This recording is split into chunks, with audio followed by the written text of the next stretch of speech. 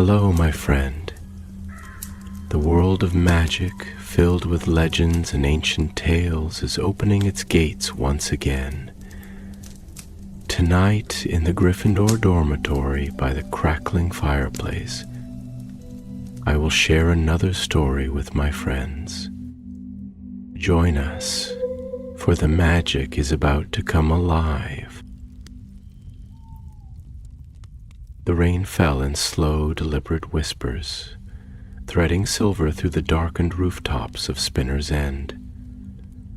The old mill town lay silent, its narrow streets slick with the evening's damp chill, the shadows of abandoned chimneys stretching long against the cobblestones.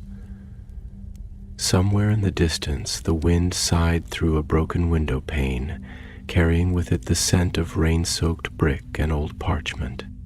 It was a place where time had forgotten to move forward, where ghosts of the past clung stubbornly to every corner. And beneath one such shadow, hunched against the biting cold, stood a young man who did not belong. Edric Rosier was 20 years old, but there was something in his eyes that made him seem much older. A flickering intensity, a sharpness that came not from age, but from a lifetime of unanswered questions. He had come here for a reason, though he barely understood it himself. He had never met Severus Snape, not truly, not in a way that mattered. The war had ended when Edric was still a child, and though he had grown up with the hushed tales of the half-blood prince, the bitter hero who had walked both paths, the man himself remained a mystery. A name on parchment, a shadow at the edges of other people's stories. And yet, Snape's presence had lingered, pressing into Edric's life in ways he could not explain. The whispers came in dreams, in fleeting moments when he was alone with his thoughts, fragments of something just beyond his reach. A name spoken in a voice he did not recognize, a memory not his own, a place waiting to be found. That was why he was here, standing before the house that had once belonged to a man who had lived and died as both hero and villain. The house was as lifeless as the street around it, its windows dark, its door warped with time. The ministry had sealed it after the war, another relic, frozen in time, left untouched by the living world. But Edric had spent months searching, and he had found a way. His fingers traced the rough stone near the base of the door frame.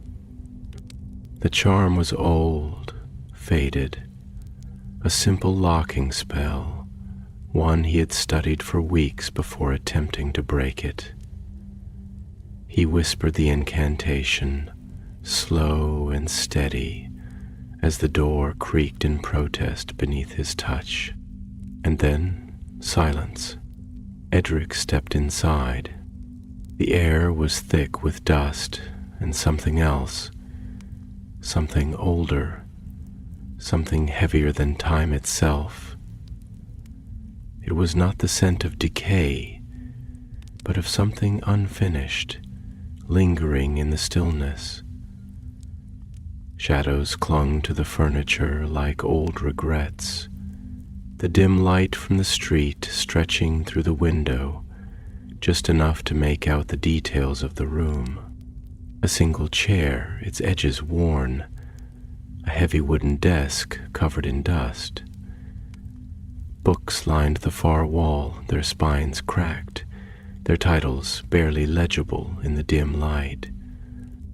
It was then, as Edric took another cautious step forward, that the whisper came, soft, barely more than a breath.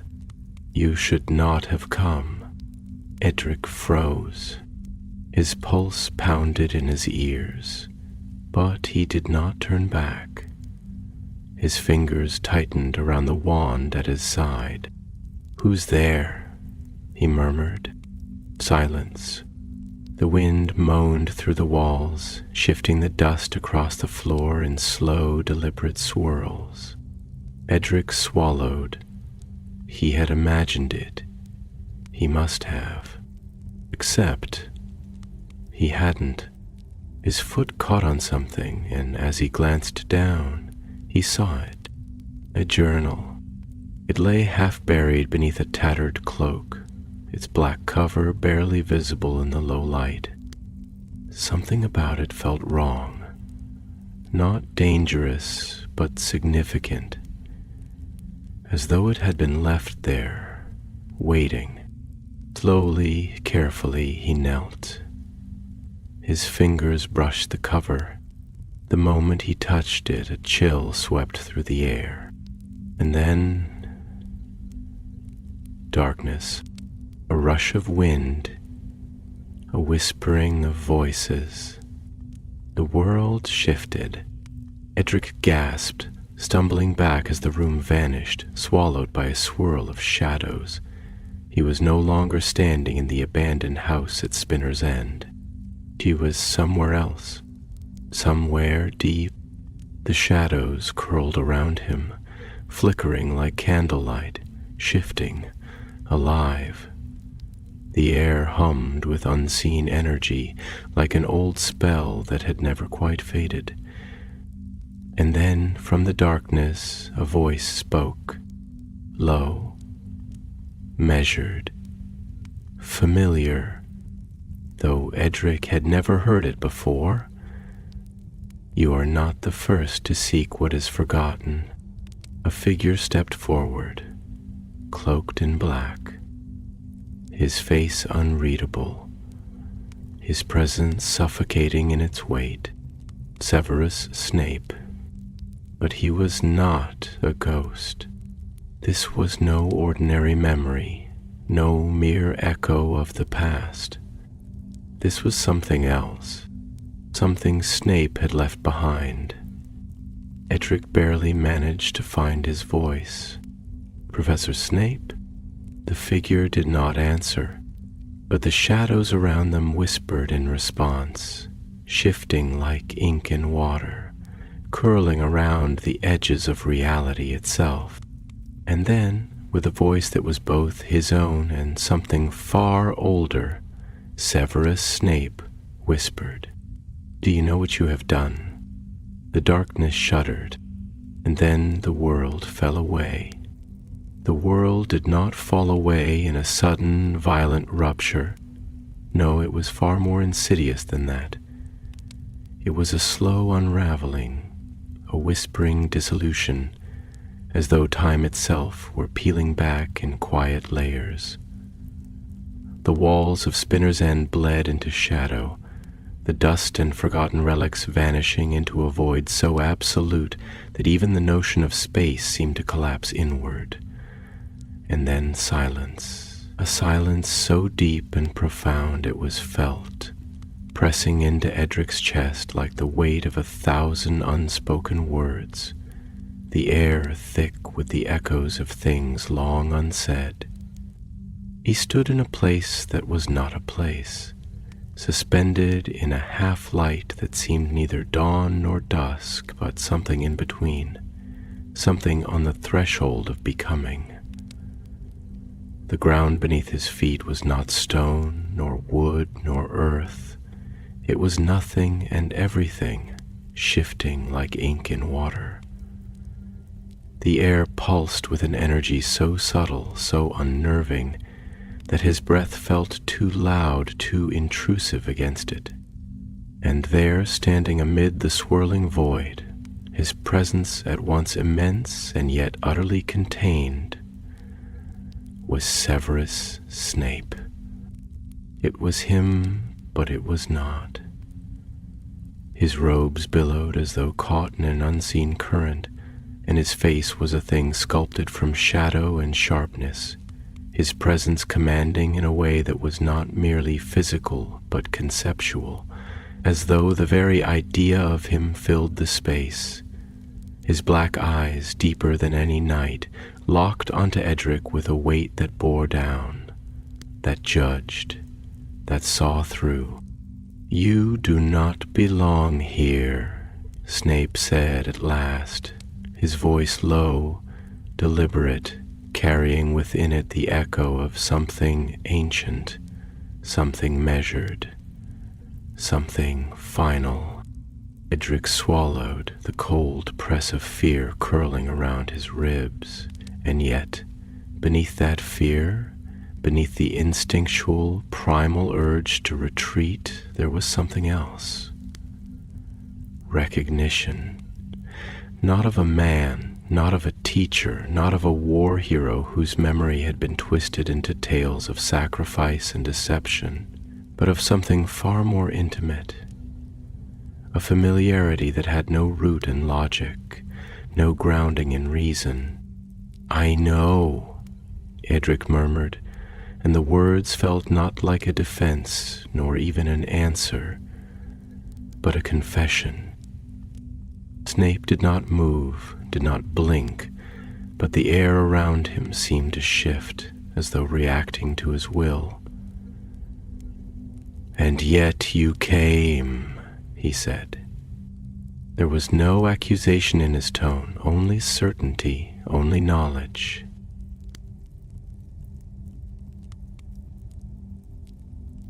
Edric hesitated. How could he explain? How could he put into words the way his mind had been unraveling for months? The way dreams had blurred into memories that were not his own?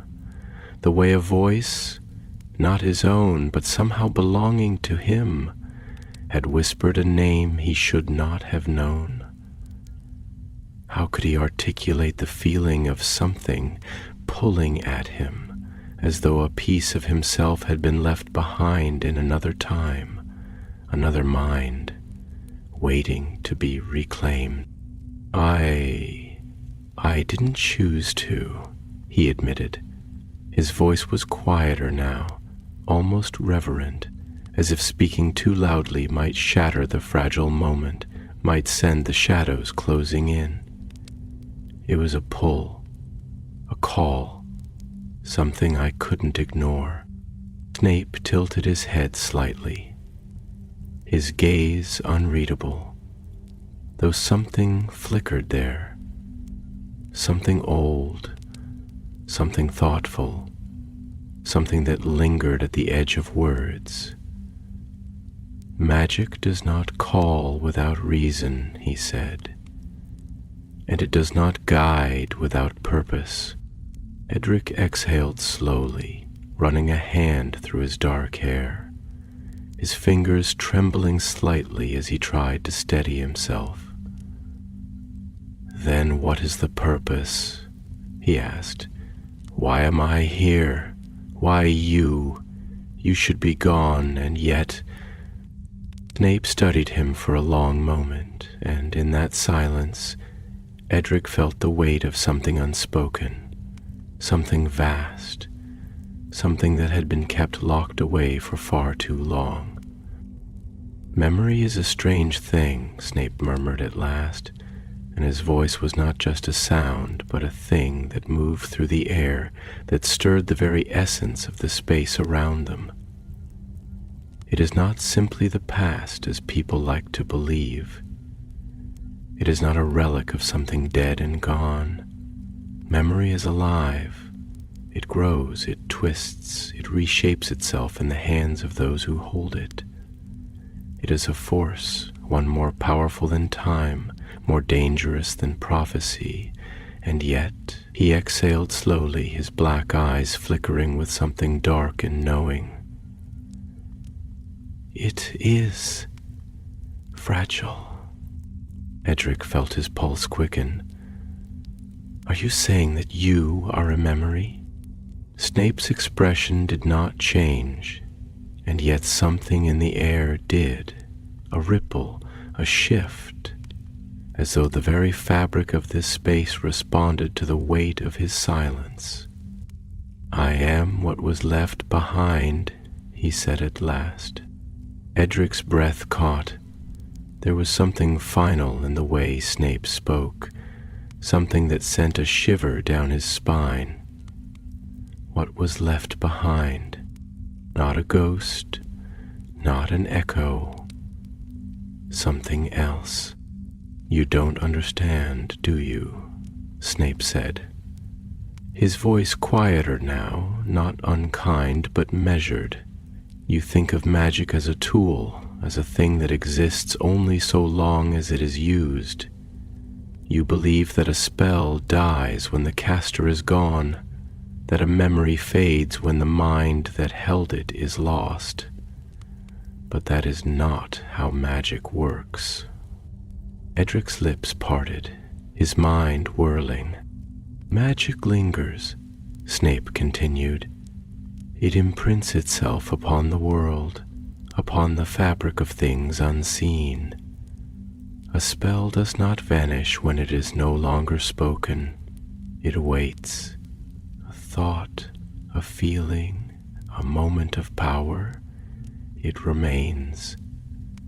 And sometimes when the weight of that magic is too great, when a moment is too sharp, too real, it does not fade at all.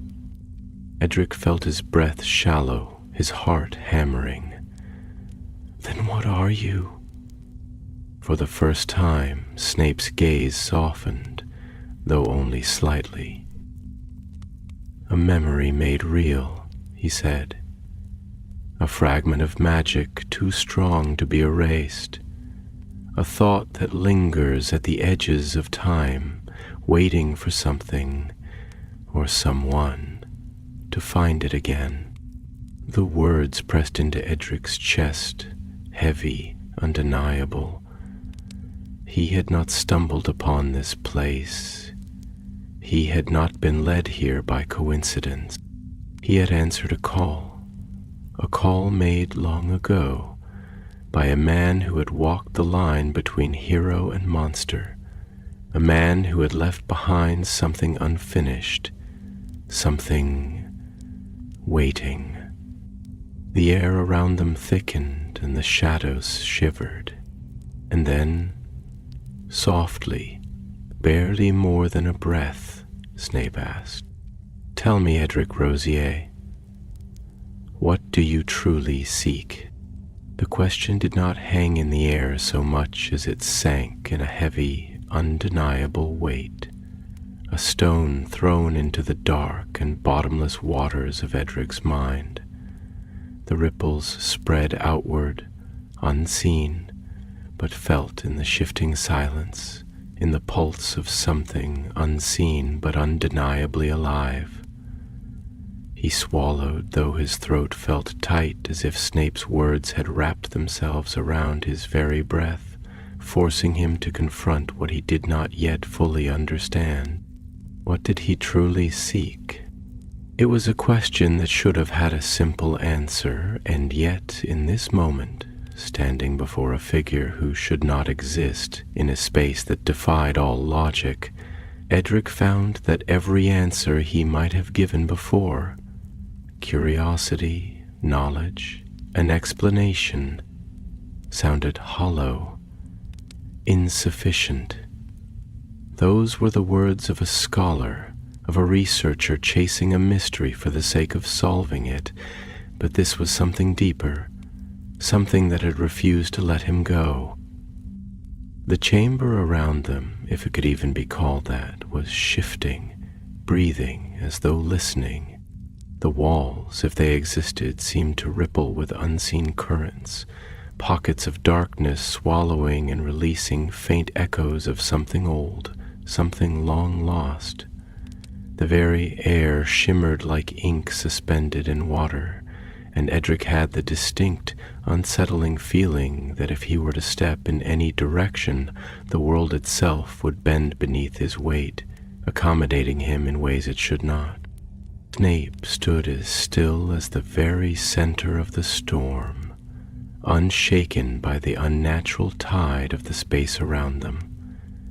His robes, black as midnight and seemingly untouched by the fluid reality of their surroundings, stirred only slightly, as if moved by a wind that did not exist. His expression was unreadable, and yet there was something there, something waiting, something weighing, something watching, in that way that only Snape had ever been capable of, as though he could see deeper than skin and words, into the cracks beneath the surface where truth lay hidden.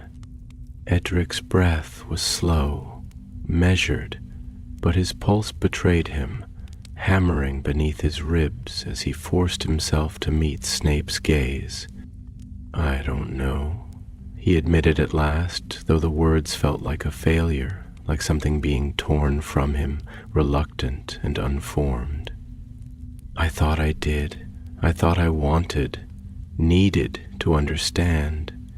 The dreams, the visions, the pull. I thought if I found their source, if I could just unravel it, I would have an answer. But now—" He exhaled sharply, running a hand through his dark hair, the weight of uncertainty pressing down with unbearable force. "Now I don't even know the right question to ask." Snape's eyes flickered with something. Approval? Amusement? Pity? But his expression did not shift. "Then perhaps," he said, his voice as smooth as cut stone, "you are closer to understanding than you realize." Edric frowned, frustration tightening his jaw. "That doesn't help," he muttered, though there was no true anger in it, only exhaustion. "You speak in riddles, in fragments of something just beyond my grasp, and I—" He hesitated, inhaling slowly. "I don't even know if you are real. I don't know if I'm standing in some long-forgotten spell, some half-lived memory, or if I've truly found you, the you that was left behind." Snape considered him in silence for a long moment, his gaze steady, his presence unyielding. "And what is reality, Edric Rosier?" he asked at last, his tone neither mocking nor indulgent, but simply curious. Edric blinked. He had expected many things from Severus Snape, but curiosity had not been one of them. "It is what we perceive," Edric said carefully, "what we experience, what we understand." Snape's lips curved. Not a smile, not quite, but something close to the idea of one, something edged with the quiet sharpness of knowing. "A careful answer," he murmured, "measured, logical, and yet entirely insufficient." Edric felt his frustration rise again, but Snape continued before he could respond. "Reality is not what is seen, nor what is touched. It is not what is recorded in books or bound to the rules you were taught in school. It is a thing of conviction, of memory, of meaning. It is something that bends and shifts beneath the weight of those who dare to believe in it. Magic itself does not exist because it was discovered. It exists because it was felt, because it was shaped into the world by those who refused to accept its absence." His voice had changed, ever so slightly, not in tone, not in volume, but in something deeper, something that made Edric's breath still in his chest. "Ask yourself this," Snape continued, his eyes darker than the void around them. "If magic lingers, if memory is more than just a fragment of the past, if a thought, an emotion, a single moment can imprint itself onto the very fabric of time, then why should I not exist? Edric's breath hitched. The question was not a challenge, nor was it rhetorical. It was an invitation, a dare, because that was the true question, wasn't it? Not if Snape was real, not how this place existed, but why? Why had Snape's presence endured when so many others had faded? Why had Edric been drawn here, across years and forgotten spells, across dreams that were not his own? He swallowed hard, his voice softer now, more fragile, as though speaking too forcefully might shatter whatever thin thread of understanding he was beginning to grasp. "Then tell me," he whispered, "if you are not a ghost, not a memory, not an echo, then what are you?" For the first time, Snape hesitated. Not long, not enough for most to notice, but Edric saw it, saw the brief flicker of something deep beneath the surface. Doubt, pain, something too raw to name. And then his voice was quieter, more measured than before, but it carried a weight that pressed into the very space around them. "I am what remains," Snape murmured, and this time Edric understood. Snape had not simply been remembered, he had endured. He had been woven into the very foundation of the magic he had wielded, into the fabric of the sacrifices he had made, into the corridors and shadows of Hogwarts, into the unspoken truths and the unclaimed grief of those he had left behind. He was not a man, not anymore. He was a legacy, and Edric, whether he had meant to or not, had just awakened it. The air around them shifted, as though something had just moved, unseen, watching, and in the silence that followed, Snape spoke again, his voice the softest Edric had ever heard it. "There are things I have left behind," he said, and this time the weight of it was undeniable. Edric swallowed, nodding. "I know," he whispered, and the shadows breathed. The air itself felt like it had thickened, folding in layers around them, wrapping Edric in something intangible yet undeniably present, a force unseen but pressing against his skin like the weight of an ancient gaze. There was a hum in the silence now, not sound, but a vibration that lived in the marrow of the space between them. A whisper in the stillness, a breath in the darkness, the echo of something that had waited far too long to be spoken aloud.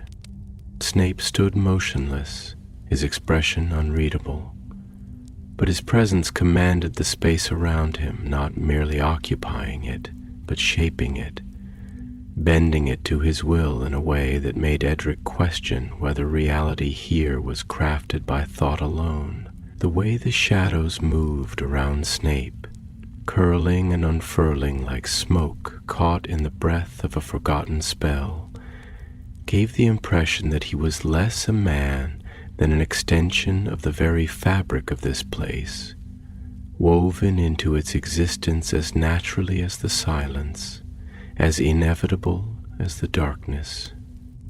Edric swallowed against the tightness in his throat, aware that he was standing at the precipice of something vast, something unfathomable, and yet he was not afraid, not of this.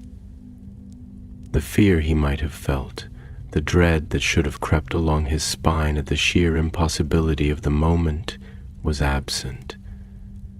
Instead, there was something else, something far deeper than fear, something that pulled at him as though he had walked this path before and had merely forgotten the step. Snape's words, spoken with the quiet weight of finality, lingered in the air like smoke refusing to disperse. "There are things I have left behind." Edric did not move. He barely breathed. He let the words settle, let them burrow into the silence, let them press into the marrow of his bones, into the unspoken spaces between thought and understanding. He could feel them there, shifting inside him, waiting to be unraveled. At last he spoke, his voice quiet, steady, though not without hesitation. "And you believe I was meant to find them?" Snape did not answer immediately, and when he did, it was not in words, but in the slow, measured shift of his gaze, in the way his black eyes, unfathomable, unyielding, studied Edric, as if he were measuring him, as if he were weighing what he saw against something else, something unspoken. "Meant," Snape said at last, his voice edged with something thoughtful, something restrained, something that made the very air seem to still in deference to his words. A dangerous word. Meant suggests intention, suggests design. It implies a guiding hand, an unseen force shaping fate, moving the pieces of the world as if the lives they touch are merely fragments in a grander scheme. He paused, a flicker of something deep and unreadable passing through his gaze. "I do not put stock in destiny, Rosier, nor do I believe in fate's benevolence.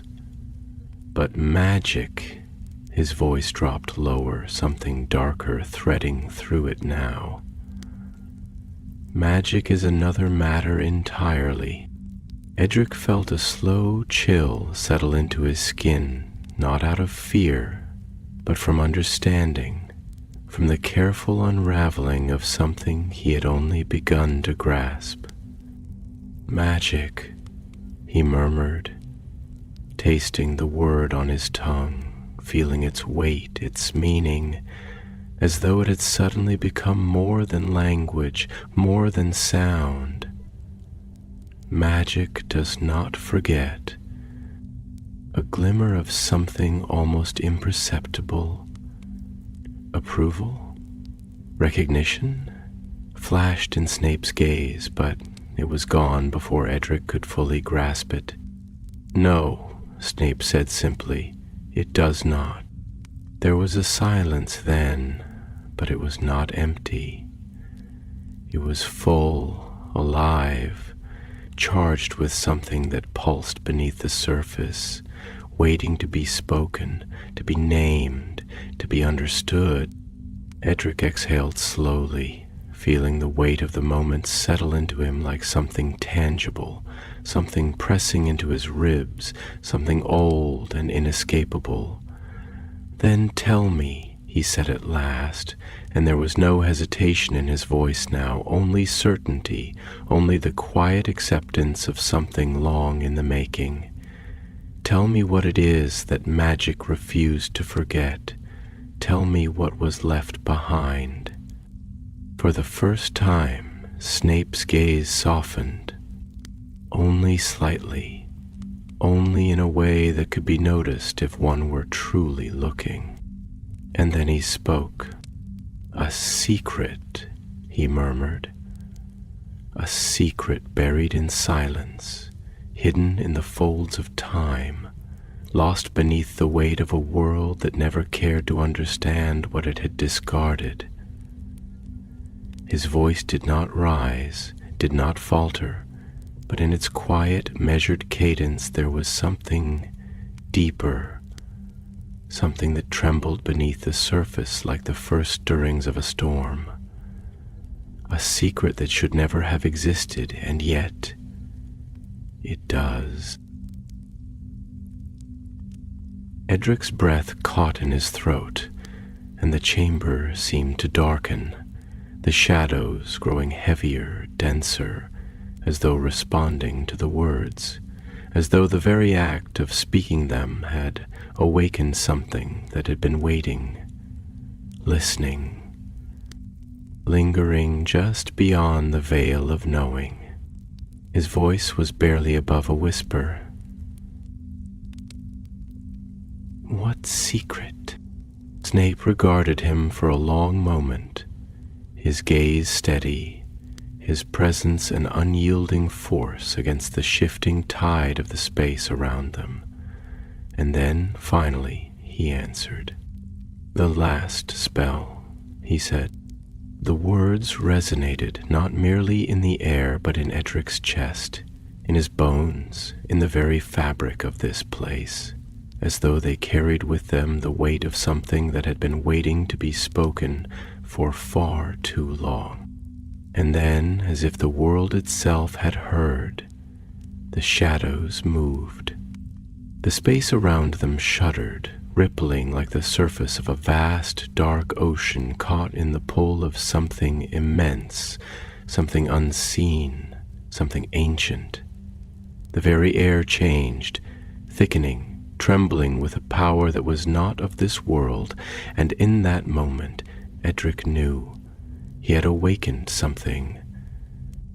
Snape did not move, did not flinch, but there was a new sharpness in his gaze now, something unreadable, something bordering on warning.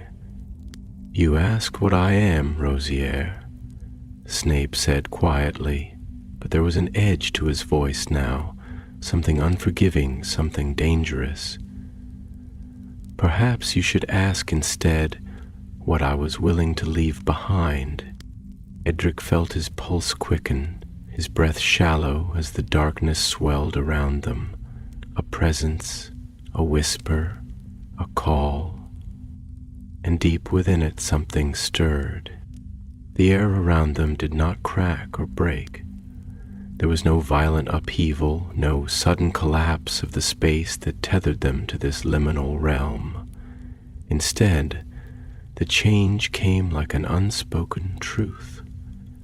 Heavy, insistent, moving not with force, but with inevitability, like the tide pulling back before a great storm.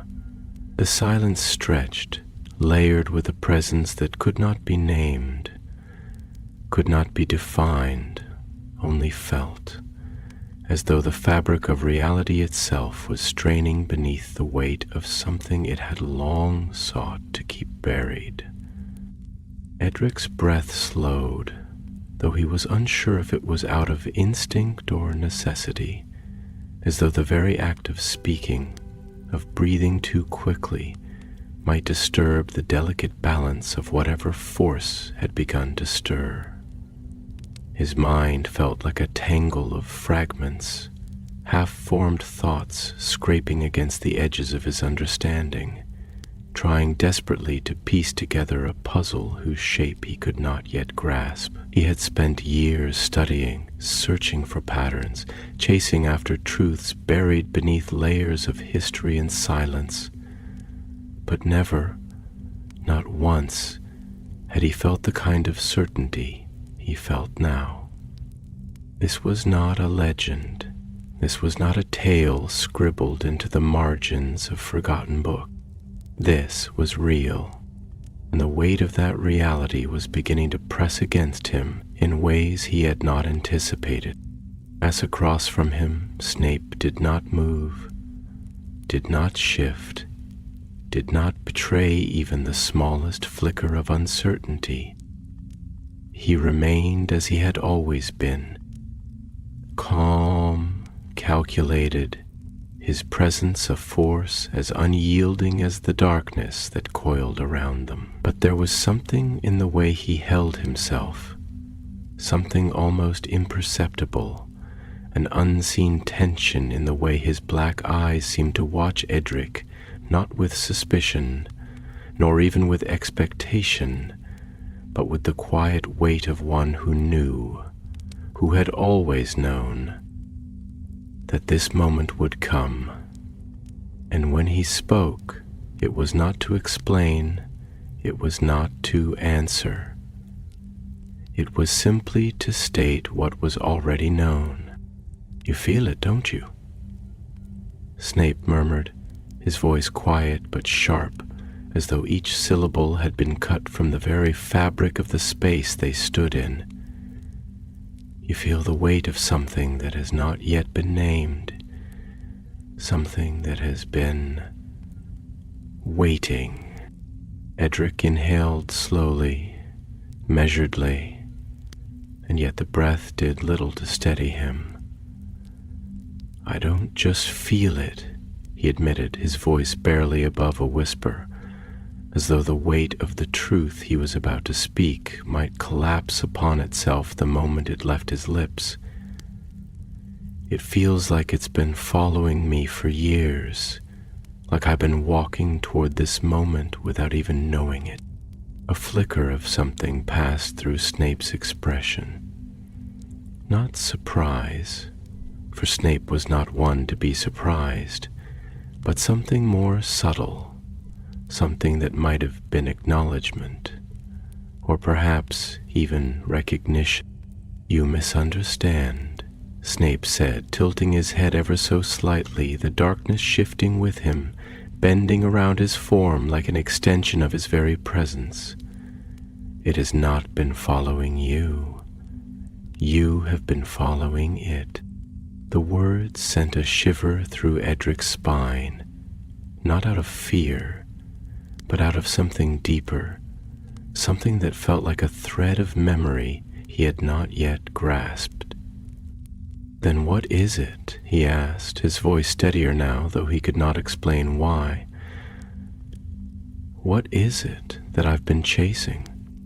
Snape regarded him for a long moment, his gaze piercing, unwavering, as though stripping Edric down to the very core of his existence, weighing him, measuring him, determining whether he was ready to hear what had remained unspoken for so long. And then at last, Snape spoke. "It is the last spell," he said. The words did not simply echo in the air. They settled, etched themselves into the very marrow of the space around them, pressing into the silence with the weight of something final, something absolute. Edric felt his stomach twist, though whether it was in understanding or dread he could not yet say. "A spell," he repeated, his mind racing, grasping for meaning. "You mean an incantation? A piece of magic?" Snape's lips curved ever so slightly, though there was no humor in it, no amusement, only calculated patience, the kind of patience that came from knowing that the answer was inevitable. "A spell," Snape murmured, his voice quieter now, more measured, as though he were testing each word before allowing it into existence. But not just any spell, Rosier. Not something that can be found in the pages of a book. Not something that can be replicated by the flick of a wand or the correct pronunciation of an incantation. He stepped forward then, just slightly, just enough that the darkness shifted, curling around him like a living thing. This spell was never meant to exist. And yet, his gaze darkened, sharpened, the weight of his presence pressing forward. "It does." Edric's throat felt dry, but he forced himself to speak, to push past the rising tide of uncertainty. "What kind of spell?" Snape's gaze did not waver. "The kind that changes everything," he said simply. And then, Before Edric could respond, before he could ask, before he could demand the answers that now burned in the back of his mind, the world around them shifted. The shadows that had lingered at the edges of the space, silent and patient, suddenly moved, curling inward like a wave collapsing upon itself, swallowing the distance, warping the space, twisting reality into something unrecognizable. The darkness was no longer still. It was no longer a void. It was alive, and from the depths of it, something spoke. Not in words, not in language, but in weight, in pressure, in something that pressed against Edric's skull like the echo of a thought too vast to be understood. And in that moment, in the instant before everything broke, before the veil collapsed, before the truth that had remained buried for so long rose from the depths, Edric understood only one thing. This was no ordinary spell. This was something forbidden, and it had been waiting for him. The darkness did not come in an instant, nor did it sweep across them like a storm breaking over the horizon. It was more deliberate, more insidious, a slow, creeping thing that slithered in the spaces between thoughts, between breaths, curling around the edges of perception like a whisper of something forgotten. It did not strike like lightning. It did not roar like thunder. Instead, it bloomed, a thing that had always been there, waiting to be seen, waiting to be acknowledged. Edric felt it before he could understand it, a pressure behind his ribs, beneath his skin, inside his bones. Not a weight, but a pull, like the faint memory of something calling him home, something vast and unknowable resting just beyond the veil of comprehension. His breath was steady, controlled, but inside something trembled. Something recoiled and reached forward at the same time, a paradox of instinct and curiosity, fear and fascination. Snape stood unmoved, his black eyes gleaming in the shifting dark, unreadable, untouchable, like a figure carved from the very essence of the void that surrounded them. The air was thick with something unspoken, something that had long outgrown the boundaries of language, something that had never been meant to be named, and yet he had named it. The last spell. The words still hung in the air, not in echoes, not in sound, but in weight, in the shape of things that had yet to be fully realized. The spell, if it could even be called that, was not a mere incantation, not a series of runes etched into ancient parchment, not a secret whispered in the halls of Hogwarts or locked away in the restricted section of the library. It was something older, something deeper, something that had been cast not with a wand, but with will, with sacrifice, with the quiet, inescapable cruelty of choice. Edric swallowed hard, forcing his voice to steady, though he already knew that the moment he spoke, something would shift, something would answer, something that had been waiting in the silence would awaken. "What do you mean?" he asked, his voice low, careful, measured, though every part of him ached to demand, to tear the answer from the darkness itself. A spell that was never meant to exist, a spell that still lingers. He exhaled slowly, his pulse a steady rhythm against the inside of his skull. Magic doesn't work that way. Even the darkest spells, even the ones that leave marks that haunt the places they were cast, they don't. His brow furrowed as he struggled to form the question that had already begun to unravel in his mind. What kind of magic is powerful enough to remain after death? Snape did not blink. He did not look away. And when he spoke, his voice was so steady, so controlled, that it sent a shiver down Edric's spine, not from fear, but from the absolute certainty in his tone, the kind of certainty that left no room for doubt. Not magic, Snape said. Intent.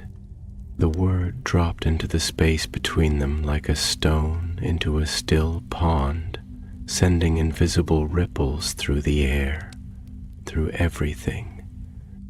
Edric's breath caught. His mind raced to grasp it, to hold on to the meaning buried beneath those 4 syllables, to untangle the weight of something that felt so obvious and yet so unfathomable. Intent, he repeated, but even as he said it, he felt the truth beginning to take shape, slipping between the cracks of his understanding, weaving itself into the fabric of what he had always believed about magic, about spells, about the very nature of power. Snape studied him, and for the first time Edric felt as though he were standing not before a memory, not before an echo, but before a mind that still thought, still calculated, still judged. You assume magic is bound to words, to wands, to ritual, Snape murmured, his voice a slow, deliberate unraveling of truth. You assume it is constrained by the rules that wizards have written for it, that it follows the paths laid out in books and lectures, in structured knowledge passed from teacher to student. You assume it is something that can be learned, something separate from the one who wields it. He took a step forward then, just slightly, just enough that the air shivered around him, bending under the weight of something unseen. But what if that is not the case? Edric did not move. He barely breathed. What if magic is not merely performed? Snape continued, his voice lower now, pressing against the edges of thought itself. What if it is willed into existence, not by words, not by the flick of a wand, but by the sheer force of conviction? A slow, twisting dread began to coil in Edric's chest, not out of fear, but because he understood. You mean... His voice faltered, but he forced himself to continue. You mean magic that exists not because it was cast, but because it was wanted?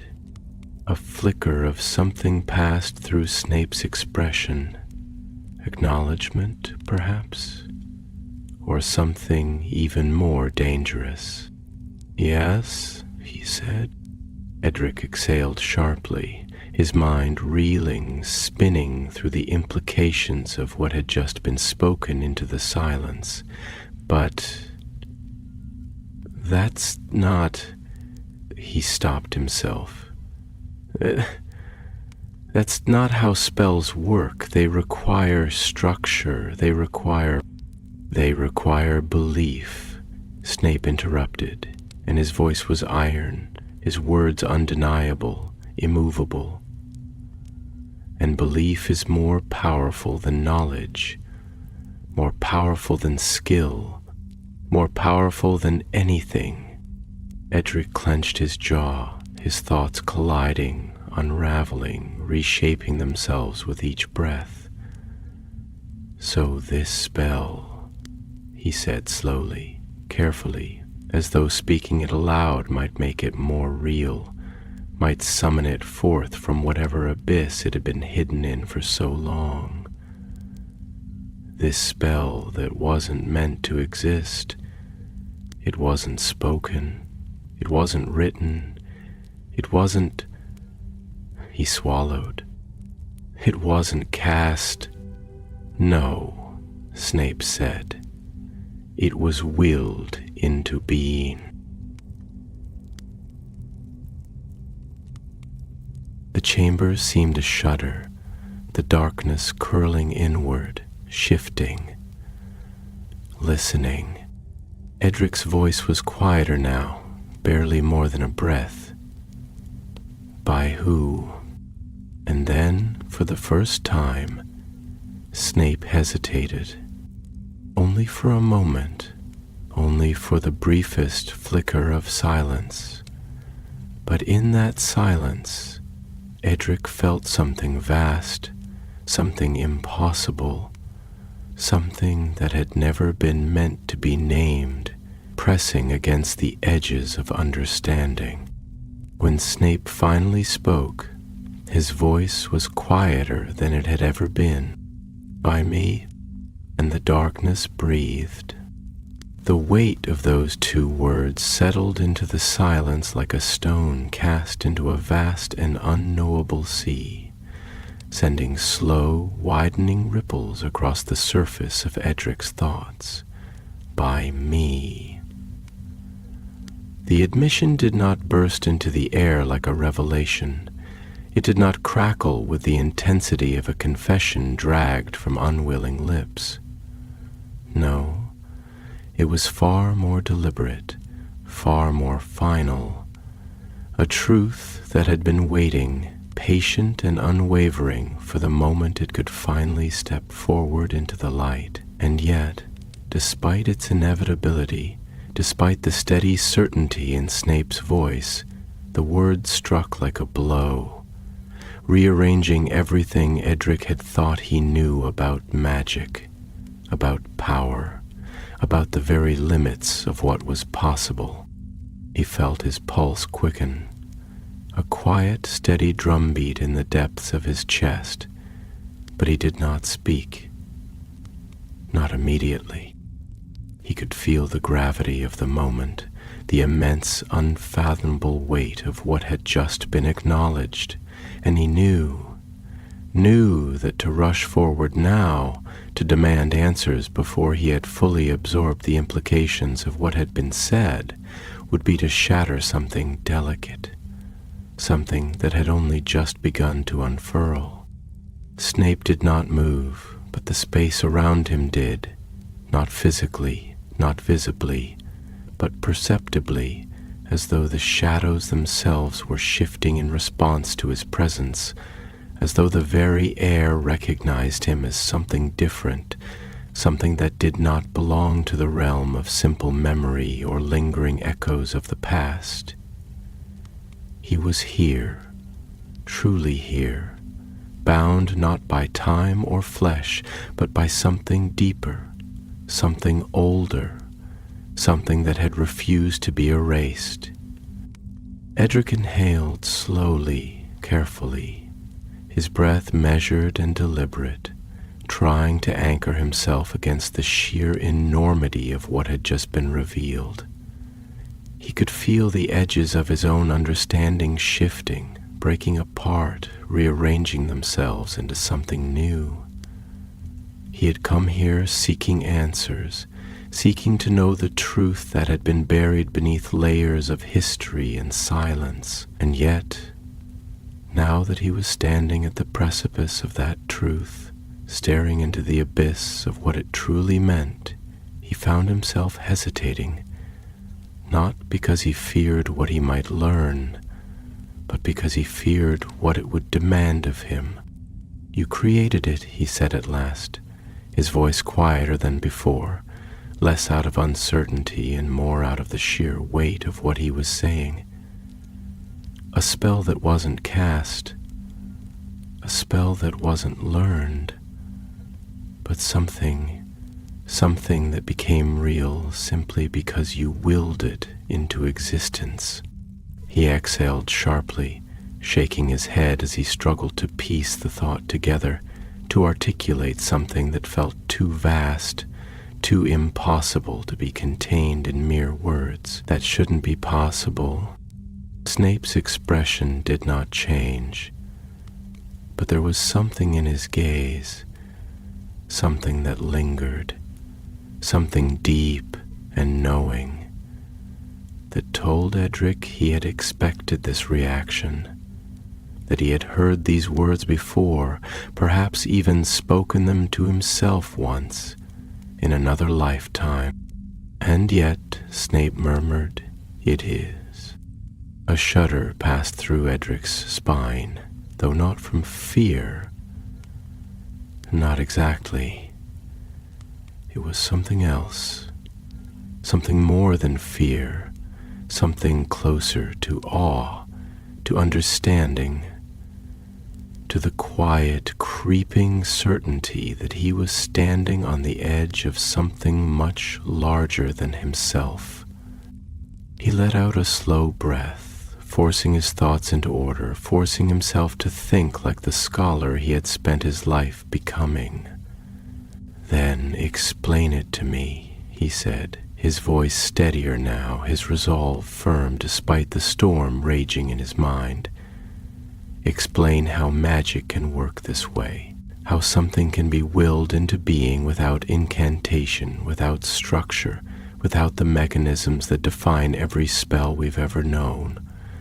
What did you do?" Snape studied him, his gaze sharp and unyielding, and when he finally spoke, his voice was quieter than before, but no less commanding.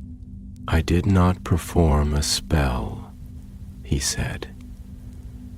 "I did not construct it, did not bind it in words or symbols or the rituals that wizards have spent centuries perfecting. What I did was something far simpler and yet infinitely more dangerous." He stepped forward, and though his movements were slow, measured, there was something in them that made the space around him bend, as though the very air was responding to his will. "I took everything I was, everything I knew, everything I had felt, everything that had defined me, and I poured it into a moment. I did not need a wand. I did not need an incantation. I needed only a thought, a conviction so powerful that it could not be undone, a desire so absolute that the world had no choice but to obey." Edric's breath hitched, a slow dawning comprehension creeping through him like frost blooming across glass. "It wasn't magic," he whispered. "Not in the way we understand it. It wasn't a spell. It was you." Snape inclined his head ever so slightly, an acknowledgement, but not an affirmation. "Not yet. It was everything I had left," he said. "It was the last thing I had to give." Edric felt something shift inside him, something deep and unsettling, because he understood now, truly understood. This was not about power. This was not about forgotten spells or secret incantations locked away in the pages of lost tomes. This was about something far more intimate, far more fundamental. This was about the nature of magic itself, about its limits, and whether those limits had ever truly existed in the first place. Magic was not just knowledge. Magic was will. And Severus Snape, in the last moments of his life, had willed something so completely, so absolutely, that it had stayed. Edric swallowed hard, his throat tight, his mind racing.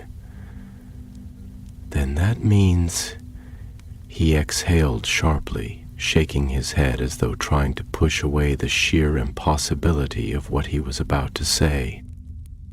"That means you aren't just an echo. You aren't just a memory or a fragment of magic clinging to the past. You're—" He hesitated, but there was no avoiding it now. "You're still here." Snape did not answer, but he did not deny it either. The silence stretched, thick with the weight of everything that had just been spoken, everything that had just been acknowledged. And then, at last, Snape exhaled, a sound so small, so quiet, and yet filled with something that Edric could not quite name. "I was never meant to be," he murmured, and yet— His black eyes met Edric's, unwavering, unflinching. "Here I am," and the darkness around them stirred. The weight of the moment did not pass. It did not dissipate or ease, nor did it collapse under the gravity of its own significance. Instead, it settled, embedding itself into the very marrow of the space between them, into the fabric of the silence that stretched, long and deliberate, across the shifting darkness. It was a silence that did not beg to be filled, that did not reach for words to ease its depth, but instead existed in its own right, like the quiet that lingers in the wake of an irreversible truth.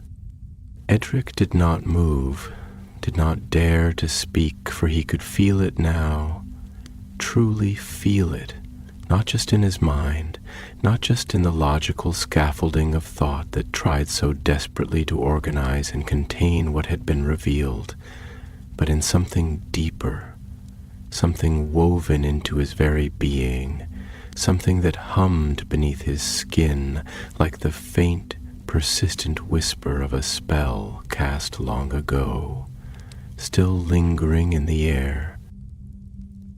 Snape stood before him, unmoving, but there was no stillness in him, no stagnation. He was present in a way that defied explanation, not bound by the rigid definitions of existence or non-existence, not caught in the constraints of life or death, but something beyond them, something forged in the quiet crucible of absolute conviction. His presence did not demand attention. It did not need to. It was simply there, as undeniable as the air that pressed against Edric's lungs, as unchangeable as the inevitability of time itself. And though Snape's gaze remained sharp, precise, there was something else within it now, something that flickered in the depths of his black eyes like the last embers of a fire that had once burned too brightly, not quite warmth, not quite regret, but something that lived in the space between them. Edric swallowed, his throat dry, his pulse a quiet, steady drum beneath his ribs. He had sought the truth, had followed its unraveling path through dreams and fragments, through echoes of a man who should have been lost to time, through the pull of a force that had refused to be forgotten. And now, at the threshold of understanding, he found himself standing before a paradox, before something that should not be possible, something that defied every rule he had ever known about magic, about existence itself. "You were never meant to be," he murmured, the words tasting strange on his tongue, as though they did not belong to him, as though they had been spoken before by another voice in another time. He let out a slow breath, measured, steady, but there was no steadiness in him now, only the quiet, growing tremor of realization. And yet, here you are, Snape did not move, did not speak, but something shifted in the air between them, something unseen but felt, as though the very space they occupied had drawn tighter, had listened, had acknowledged the words spoken into it. And when Snape finally did respond, his voice was quieter than before, softer, not in weakness, not in doubt, but in something else, something almost like patience, like the careful precision of a thought that had been formed long before it had been spoken aloud. "That," he murmured, "is the nature of magic, Rosier." The words settled like a weight against Edric's chest, pressing into him with the quiet force of something ancient, something absolute. He exhaled slowly, steadying himself, though he was no longer sure what steadiness meant. Not here, not now, not when the very foundation of what he understood about magic had begun to shift beneath him. "Then what are you?" he asked, though the question felt almost insufficient, almost inadequate for what he truly sought to understand. "If you are not alive, and yet not a ghost, not a memory, not an echo, then what are you?" Snape regarded him carefully, but there was something else in his expression now, something that had not been there before, something that felt closer to recognition. And when he spoke, there was no hesitation, no uncertainty, only the quiet certainty of a truth that had long since been settled.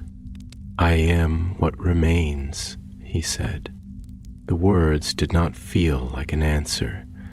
They felt like a door, like the slow, careful opening of something that had long been sealed away, like the first breath of air in a chamber that had not been disturbed for years. Edric felt them sink into him, felt the weight of them, felt the way they reshaped his thoughts even as they settled. And yet, he needed more. "You left something behind," Edric said, his voice quieter now, more certain, more deliberate. "Not just knowledge, not just power. You left behind something that refused to fade, something that bound itself to magic itself, something that could not be unmade." He swallowed, his hands clenching at his sides as he took a step forward, as though closing the space between them might bring him closer to understanding. "What did you do, Snape?" For the first time, Snape's gaze faltered.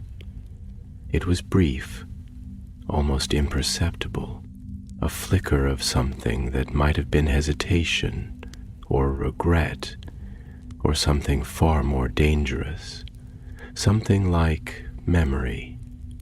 And then, with a quiet exhale, he spoke. "I made a choice," he said. Edric felt his breath hitch, though he did not know why, though he did not yet fully grasp what those words truly meant. "A choice?" he echoed, though he already knew that this was not something so simple, not something that could be condensed into mere words. "What kind of choice?"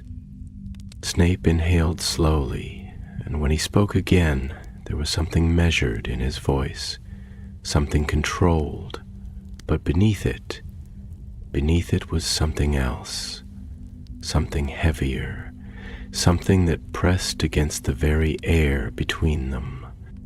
"The kind that cannot be undone," he murmured. The chamber around them seemed to darken, though no light had been extinguished. No shadow had spread, only the weight of the words, only the gravity of what had just been spoken. Edric felt his pulse quicken, the slow, inevitable build of realization curling around his ribs like something unseen, something waiting to be named. "You bound yourself to something," he said. his voice quiet, careful, to magic itself. Snape's gaze did not waver. "I did," he said. Edric exhaled slowly, his mind reeling, spinning through the implications of what that meant, what that demanded. "Then that means," he murmured, his breath shallow, his thoughts racing, "that means you never truly left.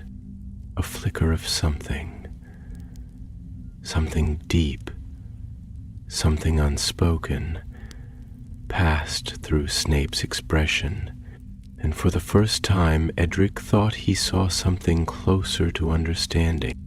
And then, in a voice so quiet it barely disturbed the silence, Snape said, "No, Rosier, I did not." And the air shivered. The words hung between them, not spoken casually, not uttered like a revelation meant to shock, but placed deliberately, like the final move in a game that had been unfolding long before Edric had even stepped foot into this space. "No, Rosier, I did not." The simplicity of them was deceptive, a statement so concise that it almost betrayed the immensity of what it truly meant. Snape had never left. He had never faded into death, never dissolved into the great beyond, never become just another memory whispered in the halls of Hogwarts. No. He had remained. Edric did not immediately react. He could not. His mind, so carefully trained, so meticulously structured, reeled under the weight of what had been revealed. His entire life had been built upon the understanding that magic had its limits, that death was the ultimate boundary, that even the greatest wizards, Dumbledore, Grindelwald, Voldemort himself, had all, in the end, been subject to the same immutable law, mortality, and yet here stood Severus Snape, not as a ghost, not as an echo, not as a lingering trace of power bound to a forgotten relic, but as something else entirely, something alive in a way that defied logic, something present in a way that should have been impossible. The air was thick now, pressing in around them like an unseen force, shimmering with something Edric could not name, something that had always been there but had only now begun to take shape. It was not oppressive, nor was it hostile. Rather, it was the weight of understanding itself, the tangible presence of a truth too great to be ignored. It made the very act of breathing feel more significant, as though each inhale pulled something unseen into his lungs, as though each exhale released not just air, but pieces of his old self, pieces that could not remain now that he had crossed this threshold. Snape, for all his stillness, was not unaffected. There was a depth to his gaze now, something just beneath the surface, something Edric could only describe as acceptance. Not resignation, not surrender, but the quiet recognition of a moment long awaited. "You understand now, don't you?" Snape said, his voice quieter than before, not in reluctance, but in the way that one speaks when standing at the precipice of something final, something irrevocable. "This is not about power. It was never about power. You came here searching for knowledge, for a secret, but what you have found is something much greater, something that changes everything you have ever known about magic, about the limits wizards have placed upon it, about the boundaries they have taught themselves to accept." He exhaled slowly, and though his expression did not shift, there was something softer in the way he regarded Edric now, something almost like recognition. "This was never about me, Rosier. This was about you. Edric inhaled sharply, though he did not look away. His heart was pounding, his thoughts spiraling, racing toward a conclusion he was not yet ready to name. Me? He murmured, the word barely above a breath, though it carried with it the weight of everything he had come to understand. What do you mean, this was about me?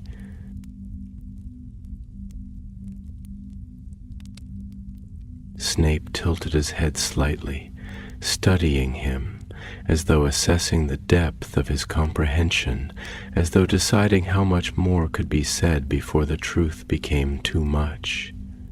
You assume, he began, slowly, deliberately, that you have been following the trail of something long past, that you have uncovered something forgotten, something that has been waiting for you to find it. But tell me, Rosier. His black eyes pierced into Edric's, unwavering, searching. If I am not bound to time, if I do not exist as a mere shadow of the past, then why should this discovery be limited to the past at all? Edric's breath caught, his entire body going rigid, because he understood, because the pieces were clicking together in his mind in ways he could no longer deny, because the truth had been there all along, waiting for him to see it. You're not here because I found you, he whispered, his voice hollow with the enormity of the realization. You're here because you found me. A flicker of something close to satisfaction passed through Snape's expression, though he did not confirm it, did not need to.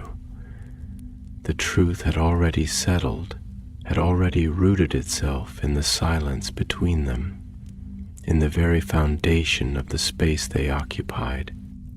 Magic does not call without reason, Snape murmured, and it does not guide without purpose. Edric let out a slow, shaking breath, his hands curling into fists at his sides as he tried to ground himself, tried to make sense of the sheer scale of what this meant. Then what am I supposed to do? He asked, and though there was desperation in his voice, there was also something else. Conviction, the quiet, growing certainty that he was standing at the edge of something much greater than himself, something he had no choice but to step into. Snape regarded him for a long moment before speaking, and when he did, his voice was steady, certain, carrying with it the weight of something final. That, he said, is not for me to decide. The air shifted, a ripple of something unseen moving through the space around them, and Edric felt it, felt the weight of choice pressing down upon him, felt the path before him widening into something he could no longer ignore. He had spent his life searching, seeking answers, chasing the ghosts of the past in the hopes that they would lead him to something greater, something worth knowing. And now, standing before Severus Snape, before a man who had bent the very nature of magic itself, he understood the truth he had been running from all along. This was not about the past. This was about the future, and it was his to shape. He met Snape's gaze one last time, inhaled slowly, and then, with quiet certainty, he stepped forward, and the world changed.